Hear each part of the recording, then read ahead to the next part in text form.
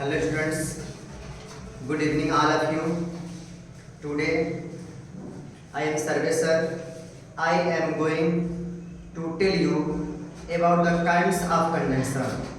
In the previous class I have taught you about conjunction. What is conjunction and what is the function of conjunction? Conjunction क्या है, conjunction काम क्या होता है, conjunction क्यों प्रयोग करते हैं, हम आपको बताया है। आज की क्लास में हम आपको ये बताएंगे कि कंजंक्शन कितने प्रकार का होता है। मेनली तो मैं आपको बता दूं कि जो कंजंक्शन होता है, इसके पहले हम जब क्लास बताए थे आपको कंजंक्शन के बारे में, तो हमने पढ़ा था कि conjunction is a connecting word. Conjunction is a connecting word. आप जानते हैं कंजंक्शन जो होता है कनेक्टिंग वर्ड होता है, अर्थात यह जोड़ने वाला शब्द होता है। कैसा शब्द होता है? जोड़ने वाला होता है। अतः हम कह सकते हैं एक conjunction joins two or more than two sentences, words, clauses और फ्रेजेस।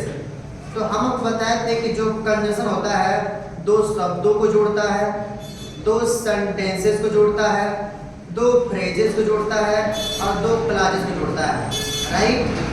तो आज जो मेरी क्लास है वो यह है कि जो कंजंक्शन होता है कितने तरह का होता है। तो मैं आपको बता दूं कि जो कंजंक्शन होता है वह 3 तरह का होता है। कितने तरह का होता है? 3 तरह का होता है।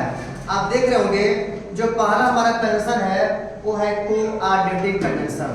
राइट? जो हमारा सेकंड है वो सब ऑर्डिनेटिंग कंजंक्शन है और जो हमारा थर्ड है वो कोरिलेटिव कंजंक्शन है। तो आज हम आपको सिर्फ इतना बताएंगे कि कंजंक्शन 3 प्रकार के होते हैं, इसके अंदर कौन कौन आता है, ठीक, इसकी एग्जाम्पल बताऊंगा। इसके बाद जो मैं आपको बताऊंगा नेक्स्ट क्लास है तो उसमें डिटेल्स मैं बताऊंगा कि ये क्या होते हैं और इनके अंदर कौन कौन आखिरकार आते हैं। तो मैंने जो लिखा हुआ एग्जाम्पल ये बहुत कम है। Right?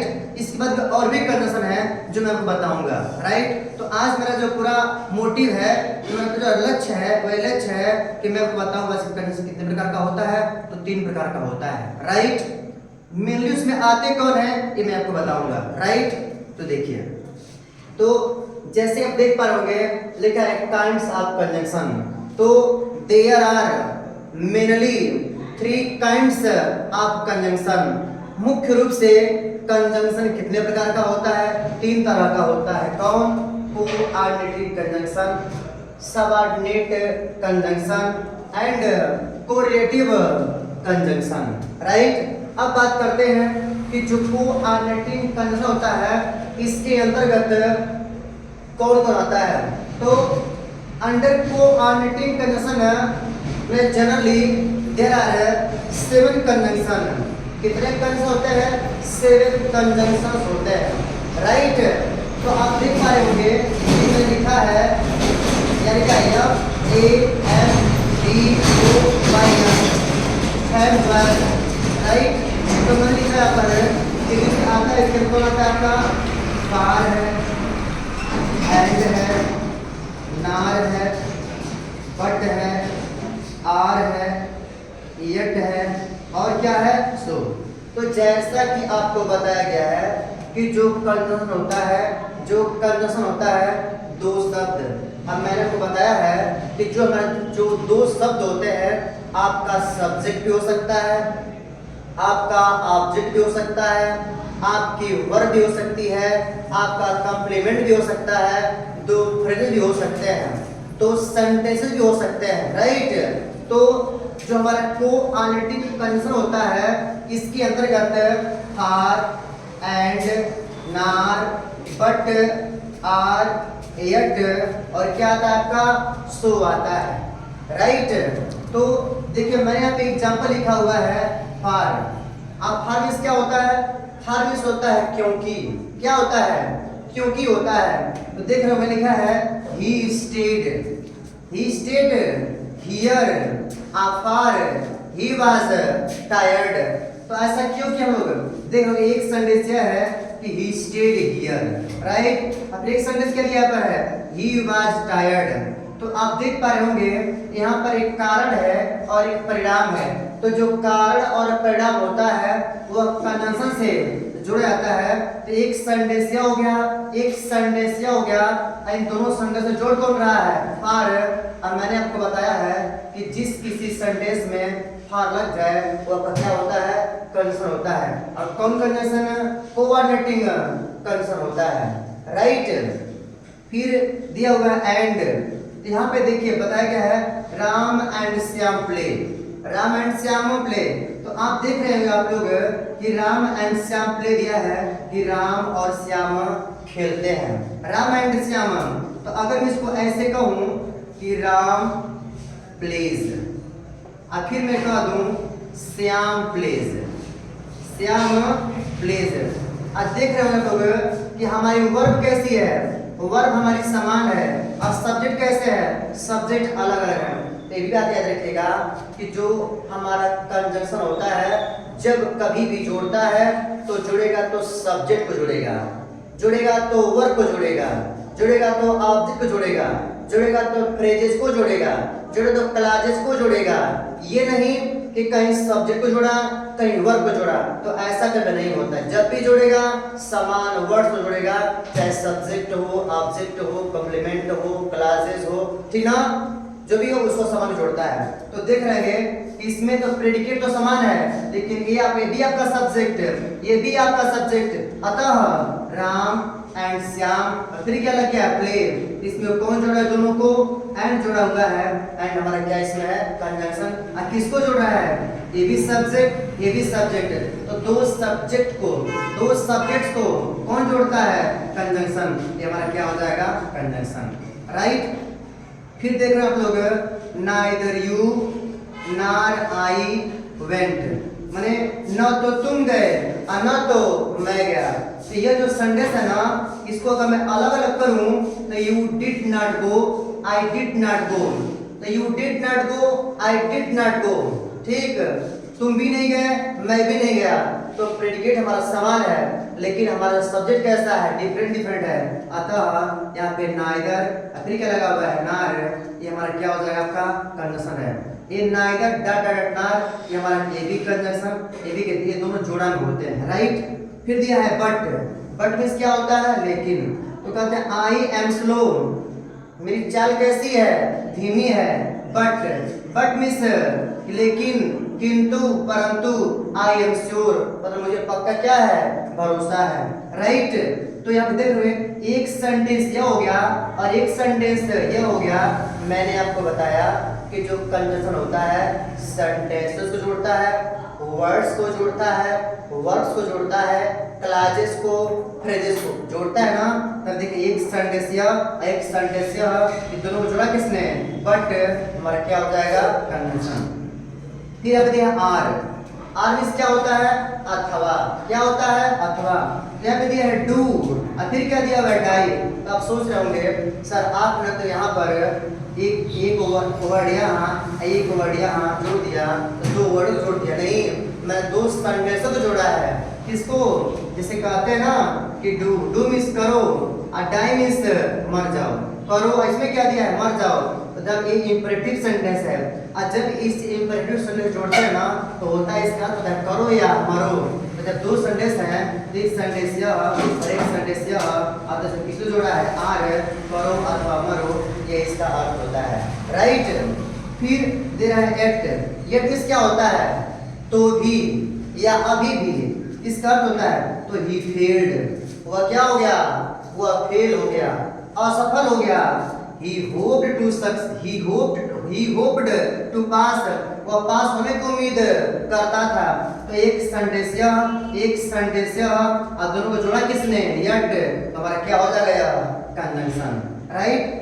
she was ill, so she was absent, देख रहे हैं she was ill, वह बीमार थी, she was absent, वह अनुपस्थित हो गई, राइट।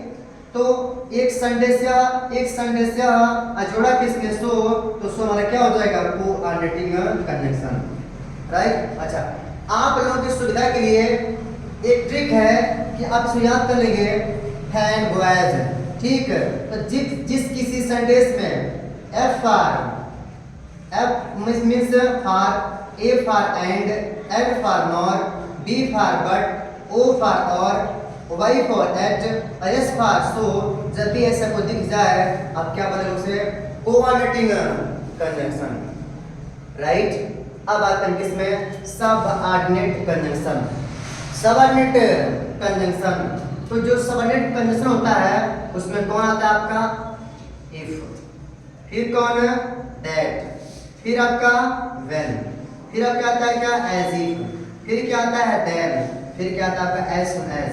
और भी आपके ऐसे कंजंक्शन है, ठीक, जो सबऑर्डिनेट कंजंक्शन के आते हैं, जैसे वेयर, वाई, व्हेन, हुज, हुम, ठीक, इत्यादि। आपके टिल, अनटिल, अनलेस, इफ, सारे आपके इसके अंदर आते हैं। मैंने कुछ को लिखा हुआ है, ठीक। तो यहाँ पे देख रहे हो इफ। अच्छा, अब क्या होता है, इफ मीन्स क्या होता है जानते होंगे, इफ मीन्स अगर भी होता है, इफ मीन्स यदि भी होता है, इफ मीन्स काश भी होता है, ठीक। बोलिएगा, मेरी बात समझ आई। तो यहाँ पे दिया इफ, जानते आप लोग होंगे कि जब हम डायरेक्ट से इनडायरेक्ट बनाते हैं, जब हम डायरेक्ट से इनडायरेक्ट बनाते हैं तो कामा और इनवर्ट का हटाकर कभी हम दैट लगाते हैं, कभी हम इफ लगाते हैं, कभी हम वेदर लगाते हैं, कभी हम वाट लगाते हैं, कभी हम वाई लगाते हैं, कभी हम वेल लगाते हैं, कभी हम हाउ लगाते हैं, कभी हम हु लगाते हैं, तमाम क्वेश्चन लगाते हैं, लगाते नहीं लगाते हैं। लेकिन आपको बताया गया होगा कि अगर रिपोर्टेड स्पीच में हमारा सेंटेंस किसमें हो, इंट्रोगेटिव हो, और इंट्रोगेटिव में भी यस अथवा नो टाइप का हो, तो जब उसको चेंज करते हैं इनडायरेक्ट में तो कामा और इनवर्ट का हटा क्या लगाते हैं लोग है, इफ लगाते हैं। अतः इसी का मतलब क्या होता है कि क्या होता है, क्या होता है, जो नाउन क्लॉज के अंतर्गत आता है, ठीक। तो ही आस्क्ड, उसने मुझसे पूछा, इफ मीन्स कि क्या वह खुश थी। तो आप देख रहे होंगे, ये बात और बता दूं कि जो सबऑर्डिनेट क्लॉज होता है दो क्लॉजेस को जोड़ता है। किसको जोड़ता है, दो क्लॉजेस को, एक होती है प्रिंसिपल और एक होती है सबऑर्डिनेट, राइट। अब ये कितना समझिए कि जब कभी भी आपका इफ आ जाए वो कौन सा क्लॉज है, सबऑर्डिनेट क्लॉज है, राइट। तो ये आपका क्या हो जाएगा, सबऑर्डिनेट कंडीशन। फिर I know that you are right. अभी भी हम बात किए हैं कि आप डायरेक्ट से इनडायरेक्ट बनाते हैं तो कभी आप इफ लगाते हैं, कभी क्या लगाते हैं, दैट। देखिए दैट आ गया आपका ना, आई नो दैट, मुझे पता है, दैट मीन्स कि मुझे पता है कि आप सही कह रहे हैं, जबकि बात कैसी है, राइट है। इसमें दैट क्या हो जाएगा आपका सबऑर्डिनेट कंजंक्शन। एक प्रिंसिपल क्लास, अरे क्या हो गए सबऑर्डिनेट क्लास। देखिए जिस किसी क्लास में इफ जुड़ा हो, दैट जुड़ा हो, व्हेन जुड़ा हो, as if, then, as soon as, ठीक, no sooner than, after, until, till, unless, ठीक ना, वो क्या होती है आपकी सबऑर्डिनेट क्लास होती है, ठीक। फिर ये एज सून देन दिया हुआ है, तो यू आर वाइजर देन, ये आपका होगा देन, THAN, राइट। तो ये आपका जो देन है ना, देन ये पर क्या है कंडीशन। तो in comparison, in the sense of comparison, तुलना के अर्थ में हम किसका प्रयोग करते हैं, तुलना करते हैं, हम देन का प्रयोग करते हैं। और then is used after comparative degree, comparative degree के बाद देन होता है, और देन के पहले क्या होता है आपका कंपैरेटिव डिग्री होती है। अब देख रहे हैं आपका देन है, यू और आई से तुलना हुई है, हमारे देन है क्या हो गया, ये हमारा हो गया आपका सबऑर्डिनेट कंडीशन, राइट। और देख एज सून एज, मैं बता दूं जो होता है एज सून और फिर एज डट कहाँ होता है और फिर नेक्स्ट सेंटेंस होता है। तो एज सून एज इसका अर्थ होता है ज्यों ही, इसका अर्थ क्या होता है, ज्यों ही, यूं ही, ठीक, इसका अर्थ होता है।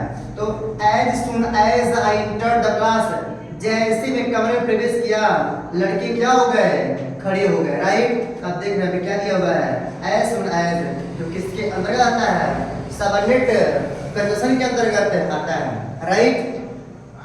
तो जब भी दिखेगा, जब कभी इफ आ जाए दैट व्हेन का मतलब क्या, कोई भी क्वेश्चन वर्ड आ गया तो कौन सा रहेगा, सबऑर्डिनेट क्लॉज, एज इफ, ठीक, then, as soon as, no sooner than, till, until, after, before इत्यादि आपका सबऑर्डिनेट के अंतर्गत आता है। अब बात करते हैं कोरिलेटिव कंजंक्शन, ठीक। तो कोरिलेटिव कंजंक्शन के अंतर्गत आता है आपका बोथ एंड। तो आप देख पा रहे हो बोथ डॉट डॉट एंड, फिर क्या दिया हुआ डॉट डॉट डॉट, तो देखिएगा यहाँ पे क्या दिया है बोथ, यहाँ पे क्या दिया हुआ है एंड, ठीक। तो मैं बता दूं आपको कि जो जोड़ा वाले कंजंक्शन होते हैं, जोड़ा वाले कंजंक्शन वो किसके अंतर्गत आते हैं, कोरिलेटिव कंजंक्शन के अंतर्गत आते हैं, राइट। आगे बात और बता दूं, इसकी हिंदी क्या होती है, इसकी हिंदी क्या होती है, इसकी हिंदी क्या होती है, हमको इससे मतलब नहीं है, राइट। तो बोथ एंड, देख रहे बोथ एंड का प्रयोग, both Ram and Rahim, Rahim are brothers, right. दोनों राम और रहीम क्या है, भाई हैं, राइट। तो देखा बोथ एंड जुड़ा हुआ है, अब हमारा कैसा सेंटेंस है, यहाँ ये कैसा कंजंक्शन है, कोरिलेटिव है। फिर यार नाइदर नार, देखिए यहाँ पे दिया हुआ है नाइदर, यहाँ पे क्या दिया है नार, ना तो सुरेश और ना ही अभी इज ऑनेस्ट, ना तो सुरेश ईमानदार है और ना ही कोई ईमानदार है, अभी ईमानदार है, राइट। इसलिए नॉट ओनली बट आल्सो, तो ना Sita is not only honest but also gentle, देखिए यहाँ पे दिया है नॉट ओनली, यहाँ पे क्या दिया हुआ है बट आल्सो, जो हमारे क्या हो गए कंजंक्शन। तो आज का जो हमारा क्लास रहा वो यही रहा कि काइंड्स ऑफ कंजंक्शन, कंजंक्शन आखिरकार कितने प्रकार का होता है। मैंने क्या बताया, there are mainly 3 kinds of conjunction. Conjunction कितने तरह का होता है, 3 तरह का होता है, कोऑर्डिनेटिंग, सबऑर्डिनेट और क्या कोरिलेटिव कंजंक्शन, राइट। अब इसके मैंने कुछ एग्जाम्पल बता दिए हैं। अब इसके बाद मैं आपको जो मेरा नेक्स्ट क्लास होगा वो यही होगा अबाउट कोऑर्डिनेटिव कंजंक्शन, ये क्या होता है, क्या काम करता है, हम क्यों प्रयोग करते हैं, ठीक। इसी में रिलेटेड क्वेश्चन क्या क्लास रहेगा, राइट। तो at last I request you to watch the full video until it finished and do not forget like, share and subscribe. Thank you.